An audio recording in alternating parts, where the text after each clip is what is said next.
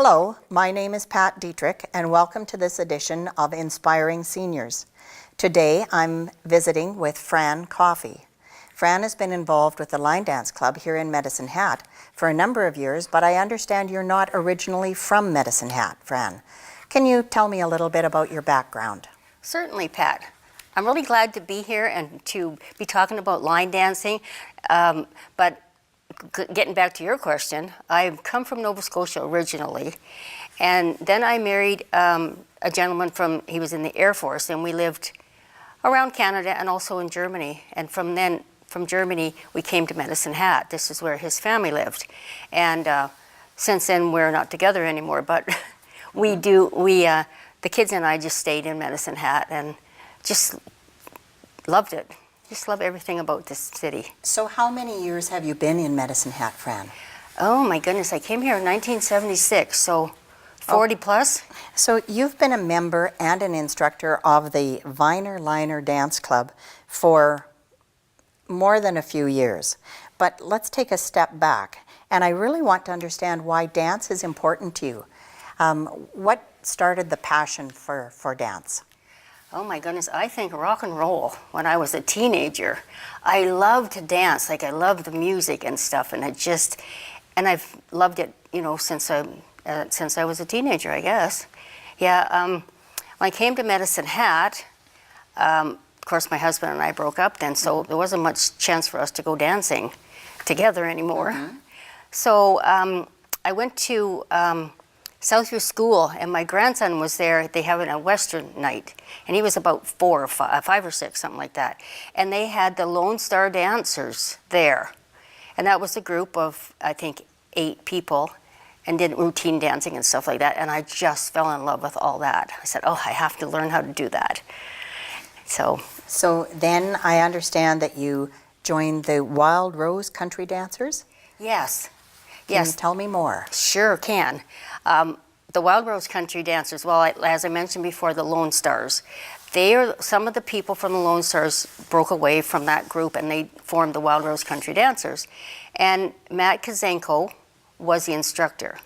And Diana McGowan was also one of the original girls, and she's still dancing with us, actually. Anyway, they had a kind of a workshop down at the school on 11th Street. It's now called the Kiwanis Center. And we just went down there and kind of learned how to do the two-step. And Matt asked me to join, if I wanted to join the Wild Road Country Dancers. So I did. And we learned, he taught so much. He was such a good teacher, and we learned so many things.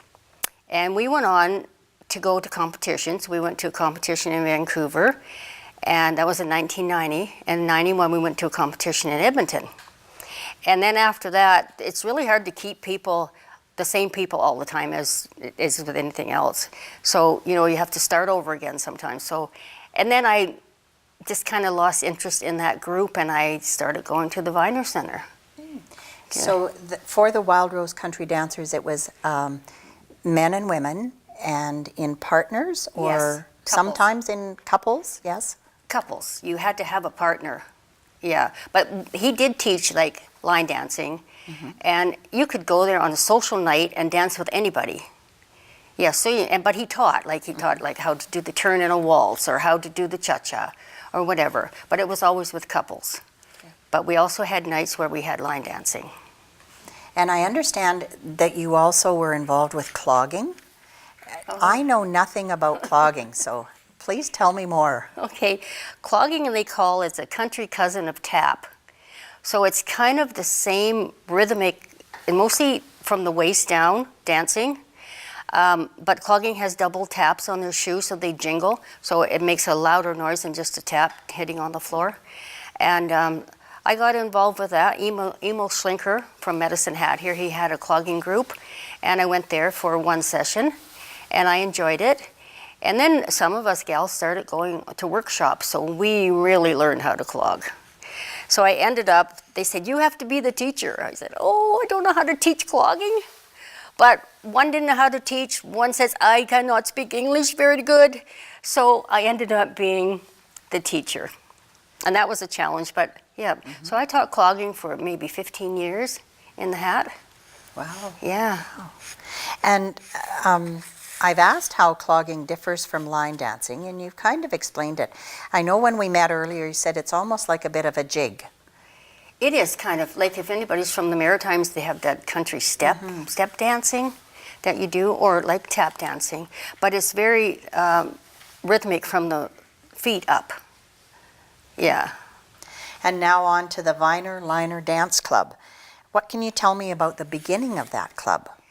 Okay, I wasn't involved in it at the time, but years ago at the Viner Center, they had fun and fitness, and the fun was a half hour of line dancing, and then they had a half hour of fitness. And this lady by the name of Jenny, and I don't know her name, her last name, she did that. Then she was quitting. She was getting old, like most of us are. And so this lady by the name of Laura Fontaine, she said, well, I'll take over the line dancing part.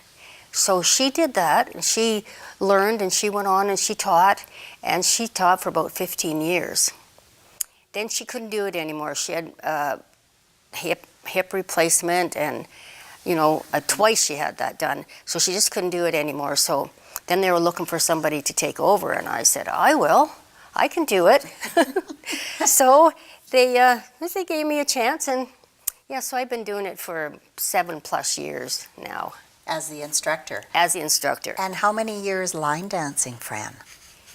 Oh my goodness, if you go back to the Wild Rose Country Dancers, it's about 29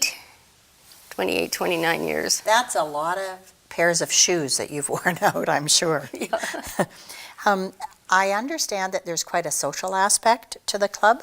Can you explain more about it? Some of the fun things that you did in the club? Oh man, we had so much fun. First of all, I think most of the girls that do this is dancing out, entertaining in old folks' homes.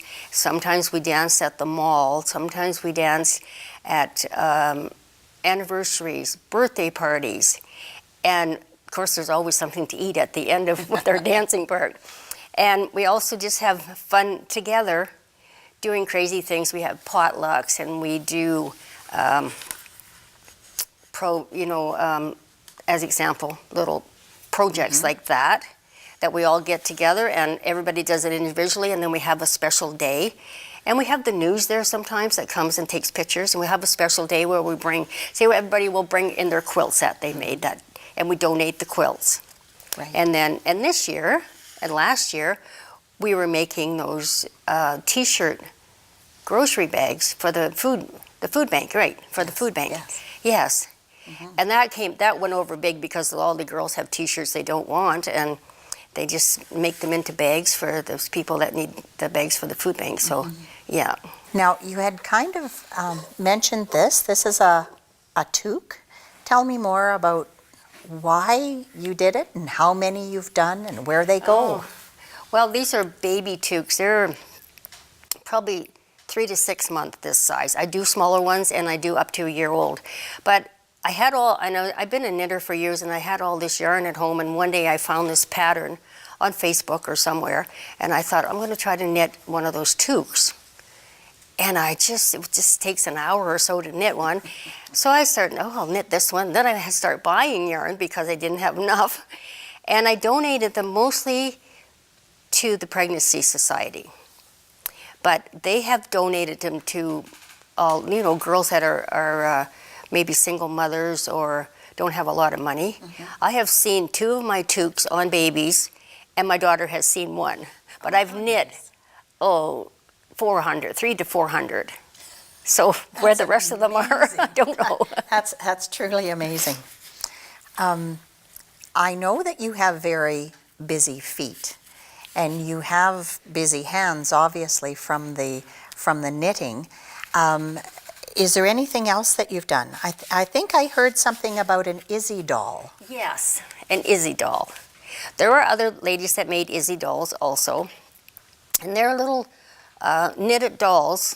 Well, maybe I could tell you how it started. Mm-hmm. Master Corporal Mark Isfeld is his name, and he was in Croatia in 1994, and he saw the bombed out, he was with the peacekeeping, and he saw these bombed out houses and stuff, and there was a doll laying on the rubble.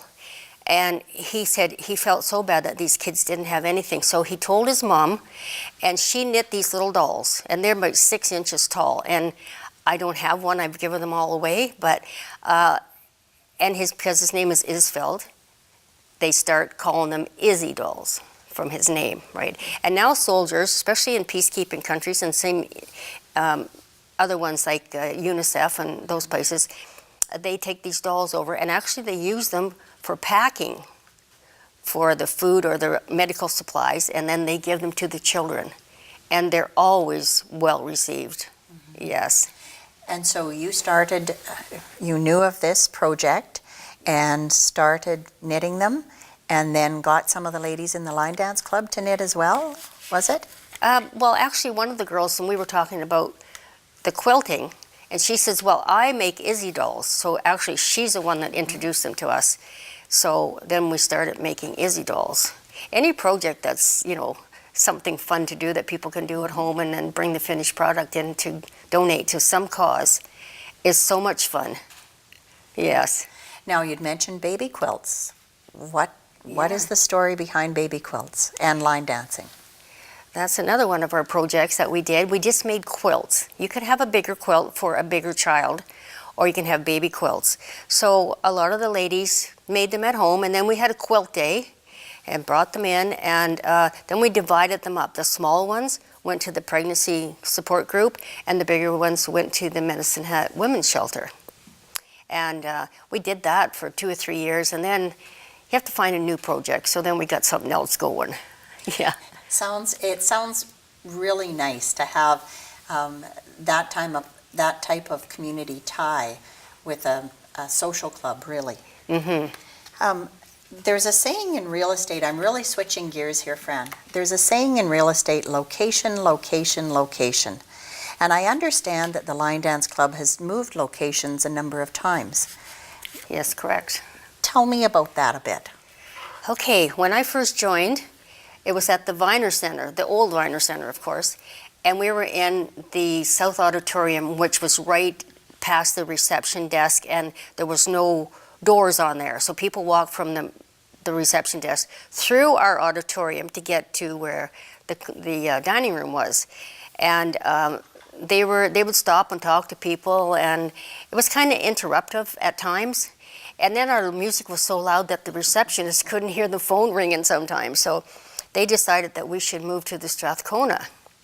So we went over there, and we were at the Strathcona until the flood.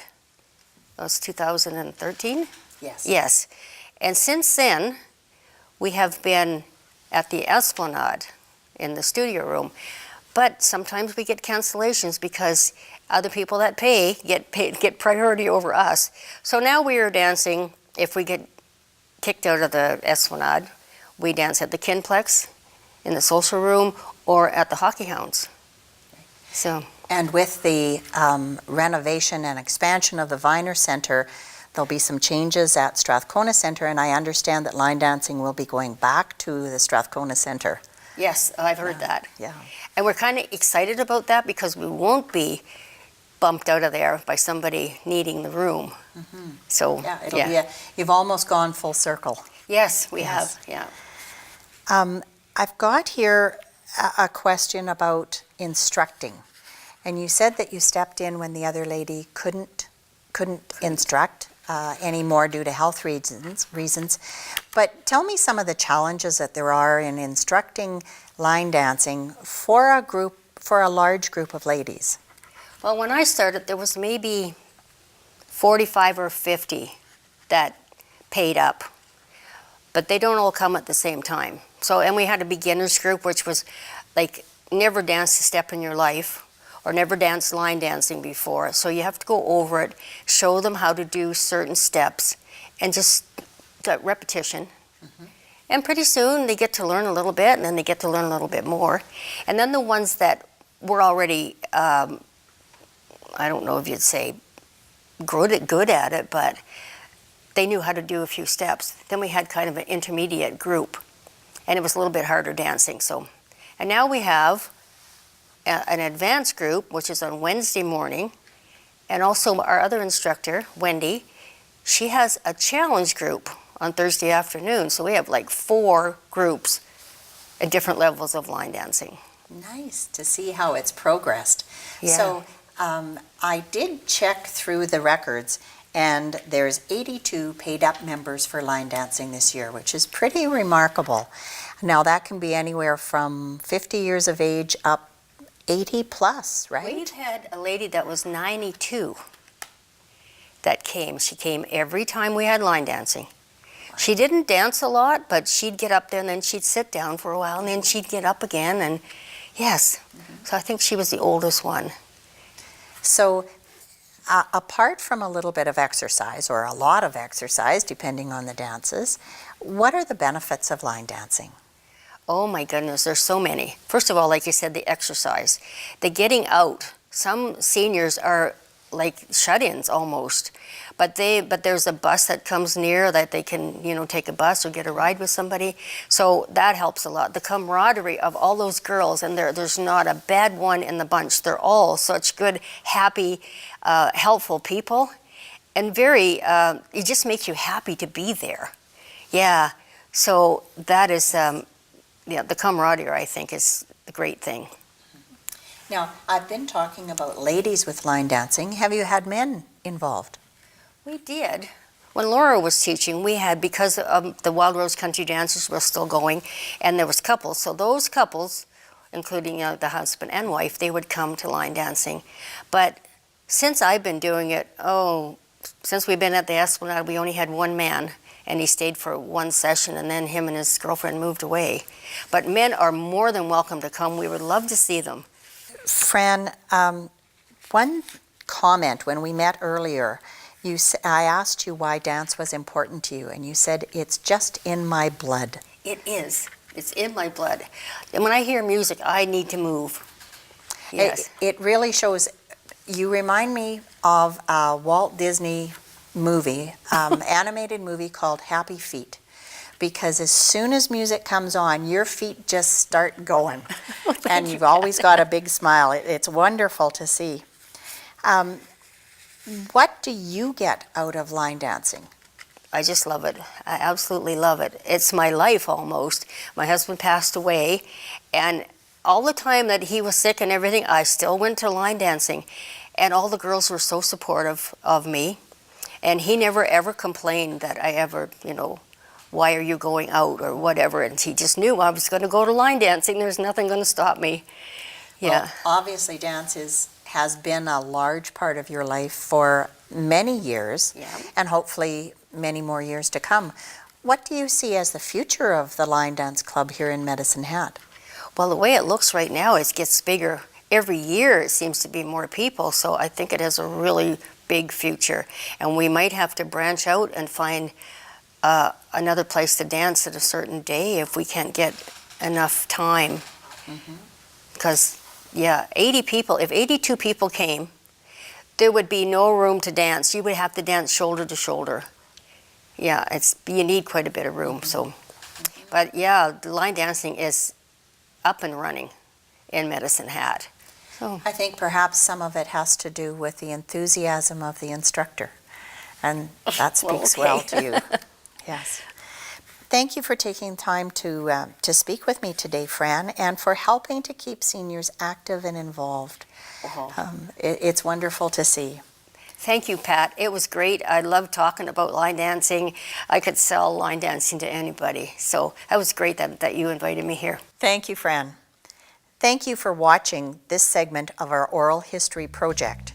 We are interviewing inspirational seniors that have made a significant contribution to the lives of seniors through the sharing of their passions and leadership. For more information on this project, please check at the reception desk at the Viner Center. Thank you for watching.